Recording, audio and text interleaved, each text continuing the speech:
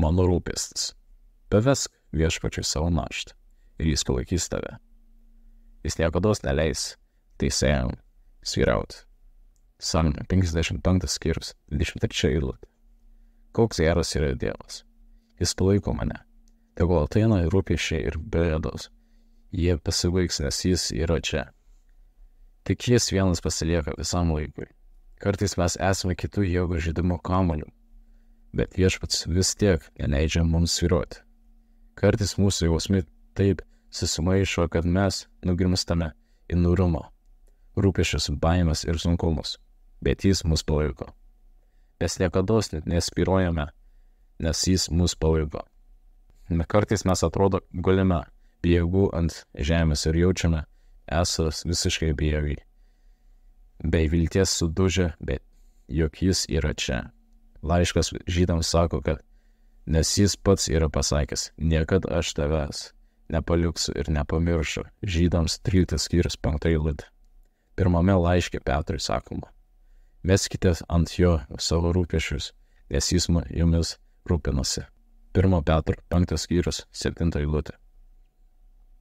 Taip šios eilutės padrašysina, bet mes nesame kaip Munchausenas, kuris pats save už plaukų traukia iš pelkės. Mums reikia jo. Mūsų pačių drąsa greitai pradingsta, bet jei mes drąsos gauname iš Viešpats, mūsų pačių drąsa greit pradingsta, bet jei mes drąsos gauname iš Viešpaties, kiekvieną valandą ir kiekvieną dieną tada jie išsilaiko. Todėl Jėzus mus nori pripildyti savo dvasią, Jėzaus dvasią. Jis nori mus padaryti panašius į save, įdėti į mus savo charakterį ir savo esybę. Tuomet mes turėsime tikėjimą, viltį, meilį, kantrybę, gilų džiaugsmą, ramybę ir Dievo artumą. Jei jis yra mūsų širdyje, tuomet viskas gerai. Mes patys to negalime padaryti. Tai turi padaryti jis. Jo šventoji dvasia gali mumyse tai sukurti tik jį viena. Todėl man reikia nesudrumsto ryšio su gyvenimo šaltiniu.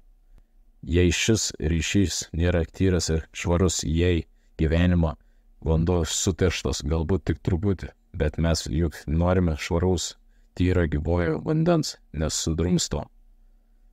Yra tiek daug dalykų, kurie nori atsistoti ant tarp manęs ir Viešpaties, gerų ir blogų dalykų, būtinų reikalų.